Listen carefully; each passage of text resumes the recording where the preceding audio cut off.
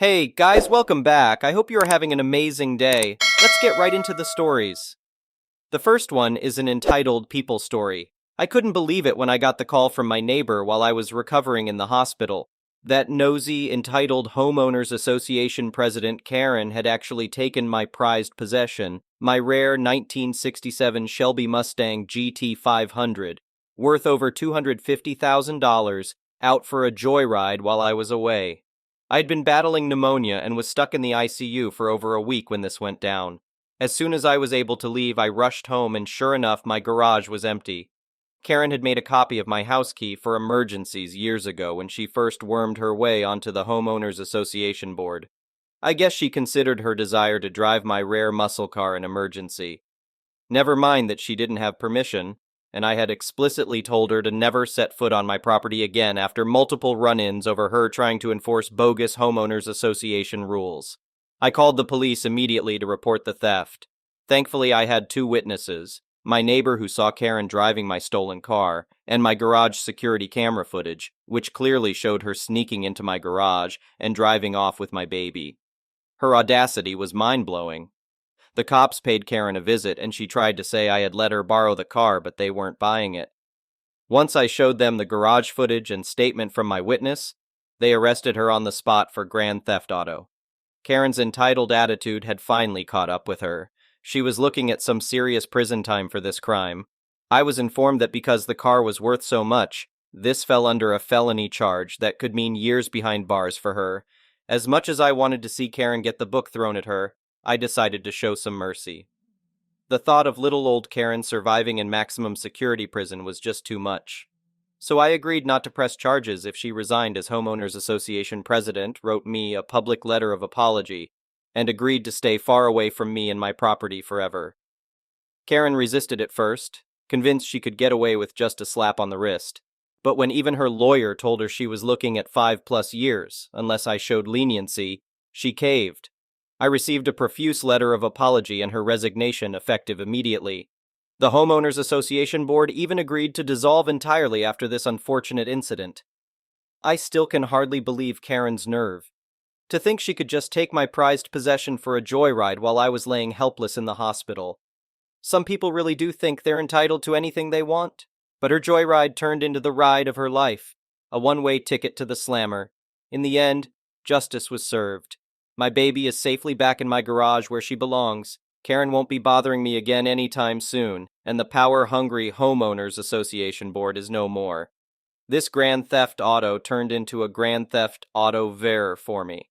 The next one is a pro-revenge story. In 1973, my parents had enough money to build a little ranch house in the country. The small bank in town approved the mortgage, and the bank signed a contract to give Bob the money to build the house. Bob, as it turns out, was overbooking himself all over town, leaving his clueless minions to do the actual work. The build took longer and longer, with more and more work having to be ripped out and redone. We're not talking about using the wrong color paint or nailing up some wonky trim here. The architect forgot to fully erase a line on the blueprints, and the framers built a wall through the bathtub.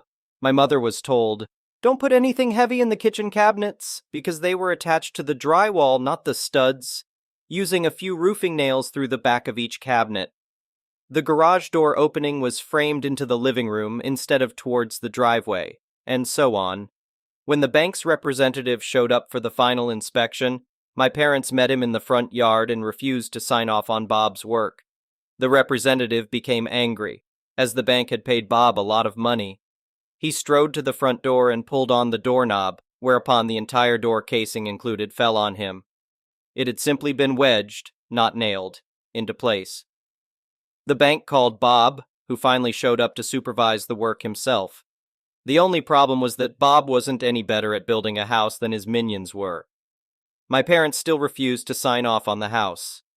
My mother was a stay-at-home mom in a nasty rental with 2 tiny children, while my dad was working 2 jobs while this was going on. Throughout the entire process, the bank and Bob treated them very poorly, bullying my mom and lying to my dad. What should have been an exciting time for my parents was ruined. My mom cried a lot, my dad got depressed. Finally, the bank threatened my parents with foreclosure, and Bob threatened to sue my parents for breach of contract because the bank refused to pay him any more money. So my exhausted parents went to an attorney, Tom, and gave him the rundown. Plumbing, electrical, tiling issues, the whole sorry mess. My parents were scared. All they had was their small down payment savings, so if this became a lengthy court battle, the bank and Bob would win. The attorney, Tom, was kind, but my dad said he could tell that he and Mom were doomed from Tom's facial expressions as he sorted through the paperwork. Then, abruptly, Tom smiled. "Let's get everyone together for a meeting," he told my parents. "Tomorrow." So my parents, Tom, the bank's representative, the bank's attorney, Bob, and Bob's attorney met at the bank. Tom didn't give anyone else time to begin. He said, "Well, my clients have decided that they no longer want this house. Please remove it." Everyone else started to laugh. "Remove it? Have you lost your mind?" Tom, in a sweeping theatrical gesture, placed a deed on the table. "My clients own the land the house is sitting on outright. They no longer want the house. Get the house off my client's land." Bob's attorney stared at the deed and then turned and stared at Bob. "You built a house on land you don't own." Bob nodded. The bank's attorney started yelling at the bank's representative. "You didn't finance the land the house is on?" The representative stammered. No," Tom said firmly. "As I said, gentlemen, you're trespassing on my client's land. I expect the house to be removed and the land returned to its original state at once." My dad said he'll remember the blank looks everyone on the other side of the table passed to one another for his whole life. Sure, the bank could foreclose on a house that wouldn't exist by the end of the week, with no way to recoup the money. They didn't even own the land it was on. Bob was out the 50% he'd paid out of pocket, plus he was on the hook for tearing down the house and removing it. On top of that, the bank would undoubtedly want him to repay the initial 50% they'd given him. Could they have gone after my parents? Sure. A foreclosure would have meant bad credit for my parents moving forward. They might lose their down payment, but to sign off on the house in its condition at that time would have meant thousands and thousands of dollars in cash to repair everything from the roof to the basement before the house could be safely lived in. The bank knew my parents didn't have that kind of money. They're the ones who approved the mortgage. Suddenly, my parents were good people. It was all such a misunderstanding, and the bank and Bob couldn't do enough for them. The house was brought in line with the original blueprints and specifications immediately, at no extra cost to my parents, but at considerable cost to Bob. My parents signed the mortgage. Bob got the rest of his money, and just about broke even on the build. The bank's representative was fired. And Tom, attorney extraordinaire, got a stinging tale of triumph to recall to fellow attorneys for the rest of his life. The next one is a petty revenge story. I want to be perfectly clear before I start about something. My mom could not physically breastfeed me. She had a medical condition that kept her from lactating. Therefore, she had to formula feed me. I know that's a hot topic among moms, and I don't want her to get any hate for how she raised us as infants, especially since the feeding situation was something that she couldn't control. My mom had my older sister back in the early 2000s when Facebook first started to become popular. My mom had just had my sister, so she thought it might be a good idea to join a mom's group there. I wouldn't give her hate for that either. She learned very quickly about how moms actually act online. She hasn't been on Facebook much since. However, in the short time she was there, she was insulted in the group because of the fact that she was formula feeding my sister and not breastfeeding. She told them that she couldn't lactate. They didn't care. The meanest mom in the group was a local mom, which is important for later. This mom, Susan, was incredibly cruel to my mother. Susan told my mom that my older sibling would get sick and die because she wasn't sharing her antibodies through breast milk. She also told my mom that her baby would grow up to resent her because they didn't have that bonding time. A few years went by and my sister started preschool. It just so happens that my sister was in the same class as Susan's kid, Dylan. My sister has always been the healthiest person I know, and the worst she ever had in her life was a bad stomach flu. Not only that, but she has always been very affectionate and attached to my mom. My brother and I are the exact same way too. A few months after my sister started school, my mom realized that Dylan is Susan's kid after my sister came home in tears. Dylan was bullying her. My mom went to the school, but they refused to do anything about it because bullying builds character and bullying is normal at this age. My mom ended up asking my sister some questions and found out that Susan came to pick Dylan up before her, one of the things he bullied over. So my petty mother came a little earlier every day until she managed to come at the same time as Susan. On that day, my sister was so happy to see my mom. She went running to my mom as she usually does, and my mom told me that Susan was shooting her nasty looks. While my sister was running to my mom and hugging her, Dylan was refusing to leave because he still wanted to play with the toys. Susan had a sour look on her face, and my mom kept coming before or at the same time as Susan to pick up my sister. Eventually, Susan started picking Dylan up way later in order to avoid my mom. Sometimes the best petty revenge is simply to be more successful. The next one is a malicious compliance story. I've been working in childcare for a long time, exactly 20 years. During that time, I've worn many hats: babysitter, nanny, preschool teacher, and mother's helper for numerous families. I hold various certifications and boast excellent references, which consistently affirm my expertise and competence to prospective families. Recently, I found myself job hunting again and came across a family located a bit outside my usual area. They were willing to pay me quite well, although it was still below my true worth. Given the tough times, I understood their offer. They explained that their daughter had been withdrawn from school due to health issues and required some discipline. So I decided to don my super nanny hat and take on the challenge. Turning unruly toddlers into well-behaved children is my specialty. Thus, I embarked on day one with this little girl, and boy, did I have my work cut out for me. They handed me 3 objectives: ensure she used the potty, critical due to her kidney-related health issues; make sure she washed her hands, given her compromised immune system; and ensure she picked up her toys. Simple enough, right? Absolutely not. So, within the first hour at their home, it was potty time. I asked her, "Can you go potty?" but was met with a resounding no. So, I tried a new approach. "You need to go potty." This triggered a torrent of waterworks, screams, cries, and an epic struggle to get her to cooperate. You would think I was leading this child to a slaughterhouse. While I was making some progress, her dad came downstairs from his office to console her and told her she didn't need to use the toilet. I reluctantly conceded. Next up was lunchtime, and she needed to wash her hands. This triggered the second meltdown of the day. I tried explaining to her the importance of hand washing and that she could eat as soon as she was done.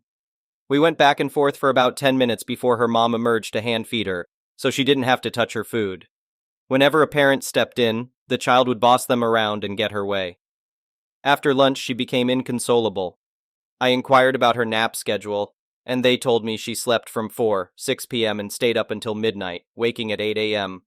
I couldn't help but think that a toddler needed more sleep than that.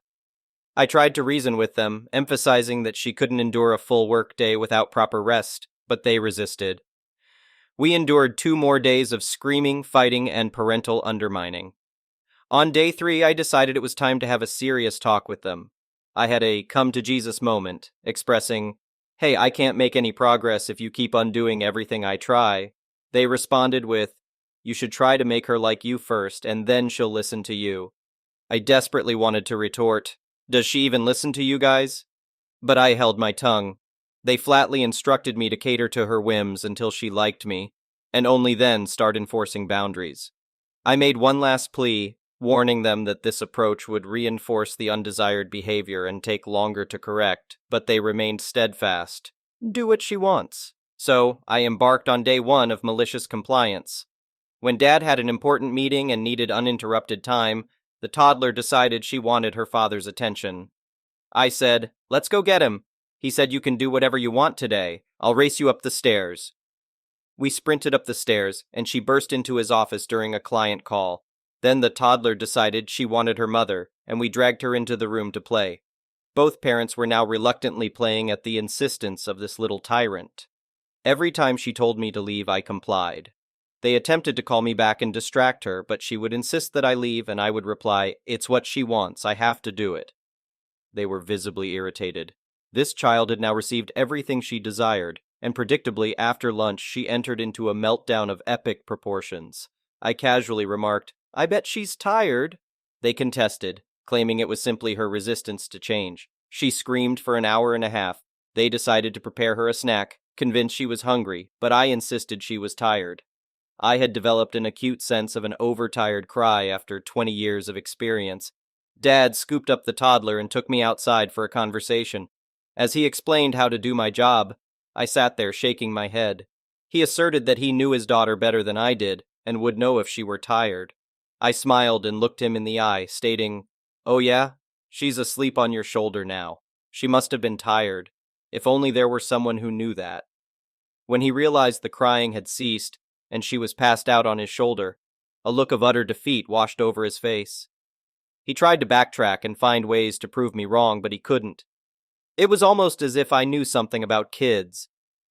I continued my malicious compliance for 3 more days. The parents were exhausted, and I thought we might finally make some headway. However, when the toddler reached her overtired point after lunch again, they instructed me to take her to the library to get her out of the house. Strangely, while telling me to sanitize every surface she touched, they also admitted they didn't buckle her into her car seat because she didn't like it. That was the breaking point, and I quit on the spot. I immediately reported them to the service I worked with. As far as I know, they were terminated as clients, and Child Protective Services may have become involved. All I know is that they had to make up 4 workdays at night after she fell asleep, which, if you recall, was at midnight. I felt like I had achieved the perfect revenge. The next one is an entitled people story. I have known Colette for over a decade. She has kids from a previous relationship and is one of those obnoxious parents, the kind who honestly believe her toddlers are perfectly behaved angels who can be taken anywhere and never cause any upset. She is completely delusional and thinks her kids never cry or have emotions other than sunshine and maturity beyond their years. Correct me if I'm wrong, but kids who are like that tend to be that way due to fear of consequences. Painful consequences. Colette isn't the greatest human, but she also doesn't abuse her kids. She is actually on the other end of the spectrum and spoils them rotten. Earlier this year, she married a single dad. This put a strain on our relationship because I wouldn't listen to her badmouth her stepson, who I'll call Caleb, age 7 years old. Caleb is on the spectrum and has some issues with impulse control and emotional regulation. He's in therapy for that, but Colette hates him regardless. I could endure listening to her delusions about how perfect she thinks her kids are, but shut her down for the nasty things she tried to say about Caleb. What remained of our friendship broke entirely a few months ago. That was when Caleb's mom said she needed a break, and his dad needed to step up. Colette lost her mind.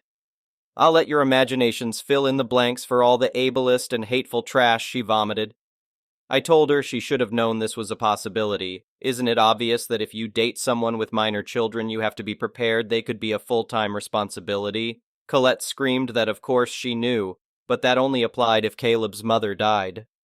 It wasn't fair that she ruined Colette's fairy tale romance where her new husband stepped in as dad for her kids, and Caleb was someone else's problem. I heard through the grapevine that Colette is getting divorced.